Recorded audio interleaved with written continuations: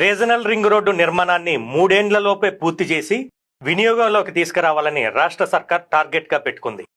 2027 December కల్లా south and north రెండు వైపులా నిర్మాణం పూర్తి చేయాలని ప్లాన్ చేస్తోంది.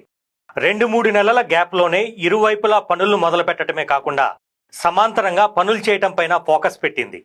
నేషనల్ హైవేస్కు రాష్ట్ర ప్రభుత్వం తరపున పూర్తి సహకారాన్ని అందించేలా ఏర్పాట్లు చేస్తోంది. ఇప్పటికే నార్త్ సైడ్ అలైన్మెంట్ పూర్తి కాగా భూసేకరణ కూడా 90% కంప్లీట్ అయింది. దాదాపు 750 ఎకరాల వరకు హైకోర్టులో కేసు నడుస్తోంది. అది కూడా అలైన్మెంట్ మార్పు కోరుతూ వేసిన పిటిషన్ కావడంతో వారం రోజుల్లోనే వేకెంట్ చేయించాలని రాష్ట్ర ప్రభుత్వం భావిస్తోంది. ఇక సౌత్ కు సంబంధించి ఫ్యూచర్ సిటీని దృష్టిలో పెట్టుకొని అలైన్మెంట్ ప్లాన్ చేస్తున్నారు.